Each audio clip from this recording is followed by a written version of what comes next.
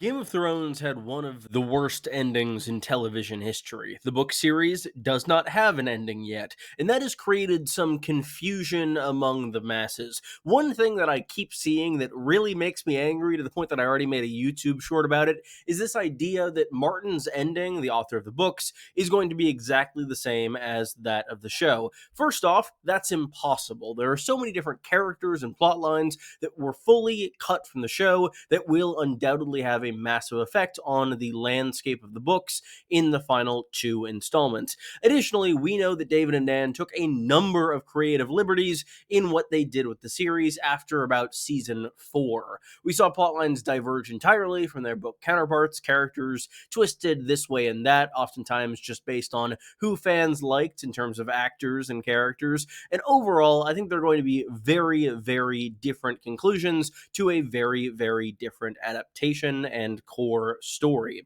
Today, I want to discuss what elements of these final seasons of Game of Thrones do come from Martin or his notes or his ideas, as there are a few instances of us having concrete examples of such events happening, and others that seem to be kind of indicated as being notes from the author. I've also seen speculation that Martin is going to change his ending, and part of the reason Wins is taking so long is that he's changing so much to make sure it doesn't line up with the show that everybody hated. I don't think that is the case at all. The show was terrible because the showrunners were terrible, and at that point, they were just kind of adapting based on vibes and aura and little else. Look at A Feast for Crows and A Dance with Dragons. I've done videos on that in the past, but the two most recent books in the series are pretty much not adapted in their entirety because David and Dan couldn't be bothered to read and understand them. People always say the problem with the series is running out of books. Well, yes, I do think that having the full picture of the series would have given a showrunner a better idea of what parts of the story are going to be crucial, but we also have two books that are already out that were entirely disregarded, which is often disregarded by the masses. As I mentioned, we have a few concrete notes from Martin, things that David and Dan cited as coming directly from the author that have not yet happened in the published text of the series. Those being, in chronological order, coming from Season 5, Episode 9, Stannis Baratheon burns his daughter Shireen. There's some weirdness about that in the books. Some people believe he is not going to be the one to burn her, but we do know from Martin's mouth specifically, Stannis is going to be the one to burn his daughter. Then from season 6, episode 6, question mark, I think I remembered that correctly, we have Hold the Door, Hodor sacrificing himself and having this weird kind of time loop situation where Hodor is really him trying to say hold the door for his entire life because Bran has just messed with his mind in this sort of weird paradox type thing. It's a really cool scene, and it sounds like it's going to be even better in the books, as Martin has specifically said that hold the door is going to be less this guy just acting as a literal doorstop and more like holding the pass, like Gandalf holding off the Balrog. So he's going to be actually fighting with a sword, so that's going to be neat to see. And the last note comes from the very final episode, that being Bran Stark being king at the end of the series. I've also seen some readers protest that, it won't be Bran at the end of the series. That was awful and makes no sense. But I think it's pretty clearly baked in from the jump. Bran is the first chapter in the entire series, save for the prologue, which establishes the others. And I do think that he is a very crucial character. And I think that there are ways where him becoming king can make a lot more sense. Most notably, if he leans more into the kind of supernatural elements, maybe he uses some sort of power to influence people and is able to get himself to the throne that way. I think it'll be quite interesting, and it would explain why this kind of comes out of absolutely nowhere, just being randomly suggested by Tyrion in the show, given that David and Dan didn't like the magic elements and wanted to steer away from them. I also think the framing of how David and Dan learned about these events is quite important. After, I believe it was season 3 or season 4, David and Dan went out to Martin's Santa Fe house and had this essentially 2-day long rap session where Martin essentially walked them through his general outlines for the future of the series. It's worth noting that Martin is someone who very much doesn't like to outline. He has said as much many, many times in interviews, but here this is done just for the good of ensuring ensuring that the story is going to remain coherent, and he is going to have at least some influence and be projecting some of the ideas that are relevant to the book series. These three specific events, and the reason we know about them, is these interviews that David and Dan have done. They describe these incidents as three holy shit moments that Martin told them about. I think that framing, holy shit moments, does say a lot. These are the moments that absolutely shocked David and Dan in terms of the direction of the story and what was going to happen. And I think it's pretty interesting and shows some divergence in where these endings are going. I think it's worth noting that these events are two coming fairly early on. Specifically, Hold the Door and Stannis burning his daughter are both events that are almost certainly going to occur in the Winds of Winter. And going even further, I think that both of those events are pretty likely to be in the first half of the Winds of Winter. So there is a gap between those and King Bran, which I think is going to be the last chapter of the series, mirroring him being the first chapter of the series. There's this gulf in between where we have no events that are referenced directly as coming from George Martin, and I think that's pretty telling. We should also consider the way in which David and Dan are talking about these notes from Martin, specifically in reference to two of these events being the burning of Shireen and King Bran. Their mentioning of Martin's notes reads to me as a defense for criticism that they may receive. Specifically, they'd received criticism for a number of decisions in the show's past, and maybe if they say, oh, this was the author's idea, it was his all along, it's not our fault, they are going to be able to shield themselves from some of the blowback. And I think it is pretty telling that these specific events are the ones that they're claiming some sort of defense for. There are many other events that they really don't do that for, despite being much more controversial than King Bran. The big one for me is Jon killing Daenerys. I also want to ask, are there any elements of the Game of Thrones ending that you think are going to get translated over to the ending of A Song of Ice and Fire? I'd love to hear your opinions in the comments below. While you're down there, leave a like, subscribe. It really helps me and helps the channel. I did have a recent video where I discussed the possibility of Jon killing Daenerys. I do not think it is a sure thing. I do think that was an idea that Martin had in his head at some point in the series past, and there's at least some evidence to that fact. In an old draft of A Feast for Crows / A Dance with Dragons, back when they were only one book, we see an early version of a Daenerys dream where she is very clearly dreaming of being stabbed by someone with cold lips and a cold blade, which could refer to a resurrected Jon Snow that is maybe not fully himself, and some form of not necessarily a corpse like Lady Stoneheart, but maybe a little colder than normal, maybe stabbing her like happens on the show. But I think that David and Dan would have to have known how terribly Daenerys' death was going to go over with fans of the show. She's one of the main characters, and her turn into madness comes out of pretty precisely nowhere in the show. There are some hints that something could happen in the books. I don't think she's going to go in that direction. There are hints in Daenerys 10 that she could end up taking a bit more of a hardline stance, but that isn't established whatsoever in the show, and it just completely comes out of nowhere. So I think that if they could have fallen back on this being a note from George Martin, he would have done so. David and Dan would have used Martin as a shield to protect themselves and maybe continue being allowed to write a Star War.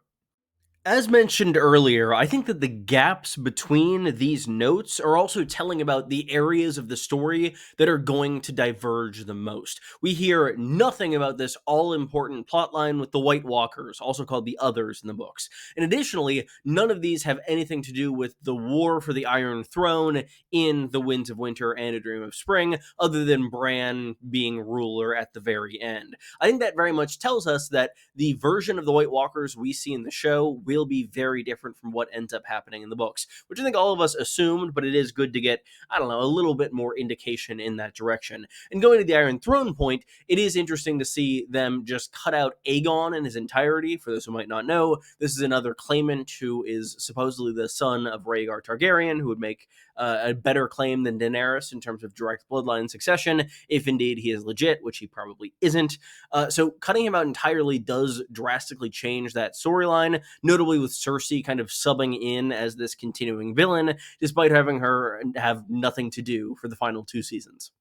I will say, I don't think the ending from the show will be entirely divorced from the ending in the text. For instance, I think roughly the same characters will survive. I think we see that the characters who are generally a bit better morally, all of the characters I would describe as like wholly good, being like Davos, Sam, and Brienne, all of them make it. I think they're going to make it in the books as well. And I think elements of their endings ring true. I don't think Davos is going to end up on the small council. I think ideally he ends up retiring and living with his family, which would be nice. David and Dan just kind of forgot about Davos's family. And the one thing that stands out to me as really ringing true is Brienne ending her story by filling in Jaime's page in the White Book. I don't quite know why she'd do that in the show, given that he had just kind of abandoned her and kind of soiled his memory with her. But I think that that very much reads as being very important to closing both her and Jaime's arcs in the text, as there is a lot more focus on the White Book there, and I do see Brienne ending her story as a Kingsguard,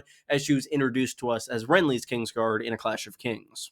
There was another element of the final season of Game of Thrones that I think is retroactively kind of made a little better for happening in the books in House of the Dragon. Strangely, when Jace is having a language lesson on High Valyrian in, I believe it's House of the Dragon season 1 episode 8, Lord of the Tides, we see him talking about trees being felled, and he instead says that they are killed. I think that that could indicate that the climax of this story with the others, the White Walkers, could end up happening at Winterfell. It makes sense to me. There's something important going on in the Stark crypts, and Winterfell could also be meaning Winter was killed there, and maybe you could signal that some other element of previous interactions between humans and others could have taken place at Winterfell, and thus this kind of height of this conflict could also end up happening at Winterfell. But with that said, it would kind of make the story a bit anticlimactic. I hope even if they do end up kind of ending this story at Winterfell, there's at least more damage done than the show, and the long night lasts a bit longer than 90 minutes. Are you ready for my biggest crackpot theory of all time that I've not seen anyone else mention ever? Okay, so it's about Arya and the Night King. Arya killing the Night King, like, sucks, right? It makes no sense. She's not involved in this plot with the undead, but she was supposed to be. And she is going to have an important plot with an undead in the Winds of Winter. Let me explain. Don't click off. I'm not insane. It makes more sense than you think. In the earliest version of A Song of Ice and Fire, this draft letter that was an outline of the entire story as Martin had intended to tell it back in 92, 8 years before I was born. But regardless of that, Arya, Bran, and Catelyn Stark were all supposed to flee north of the Wall during the War of the Five Kings, rather than having each of their individual roles at Winterfell, wandering the Riverlands, or being with Robb's campaign. They were going to get turned away by the Night's Watch, which would create this conflict with Jon, and once they are north of the Wall, assumably going to Bloodraven's Cave, where Bran can train, they are attacked by the White Walkers, the others. Catelyn Stark is killed there instead of at the Red Wedding, and then she is raised as an other, or as a white, I forget which it is. I imagine then Arya might need to kill her. And what's bizarre is I think this is kind of maintained in the series as it currently exists. Catelyn is killed and does come back as an undead. Rather than a White Walker, she is a Fire Walker. She is a Fire White. She is revived by Beric Dondarrion. And I believe Arya's story is still kind of on this trajectory to have this interaction with her mother, where she is able to give her mother the gift of mercy and prevent her from living this kind of half unlife fueled by, in this case, vengeance. If she was turned as an other or a White Walker, I don't know what she'd be fueled by, maybe just cold. But regardless, I think that this idea of Arya killing this plot important other was kind of transposed onto Arya killing the Night King. I think that if we ever see a version of Ice and Fire where Arya ends up killing Stoneheart, I could very much see David and Dan coming out and say, oh yeah, that's why we ended up having her kill the Night King. It all made sense. It was a note from GRRM. It wasn't our fault. Regardless of my incoherent ramblings, I think that the ending of A Song of Ice and Fire is very clearly going to be very distinct from that of Game of Thrones. The key there is that the stories are fundamentally not the same. The two latest books in the series, A Feast for Crows and A Dance with Dragons, while they have altered the series in certain ways and undoubtedly caused the Winds of Winter to take longer, they add so much depth to it, as well as adding entirely new plot lines that are undoubtedly going to have massive effects on the plot moving forward. And we know that much because Martin himself has referenced it. The following comes from a not a blog post by George R. R. Martin entitled An Ending, published the day after the Game of Thrones show ended in 2019. Quote, I'm working in a very different medium than David and Dan, never forget. They had 6 hours for this final season. I expect these last 2 books of mine will fill 3,000 manuscript pages between them before I'm done. If more pages and chapters and scenes are needed, I'll add them. Of course, the butterfly effect will be at work as well. Shout out to Hot D. For those of you who follow this Notablog, you'll know that I've been talking about this since season 1. There are characters who never made it to the screen at all, and others who died on the show but still live in the books. So if nothing else, readers will learn what happened to Jane Poole, Lady Stoneheart, Penny and her pig, Scott Hajj Shavepate, Arion Martell, Darkstar, Victorian Greyjoy, Sir Garland the Gallant, Aegon the Sixth, and a myriad of other characters, both great and small, that viewers of the show never had the chance to meet. And yes, there will be unicorns, of a sort. Book or show, which will be the real ending? It's a silly question. How many children did Scarlett O'Hara have? How about this? I'll write it, you read it, then everyone can make up their own mind and argue about it on the internet. Thank you all so much for watching. Let me know what you think in the comments down below. While you're down there, leave a like and subscribe. I really appreciate it, and it does really help grow the channel. I'll have many more videos for you in the very near future about A Song of Ice and Fire, House of the Dragon, Dunk and Egg, Game of Thrones, and I hope you'll join me for all of those. I look forward to sharing them, and yeah, I'll keep you updated on what I'm working on. I'm starting year 3 of law school starting next week. I start on the 25th, so videos might get a bit more sporadic. We will see. I'm going to try to balance work and life as best I can.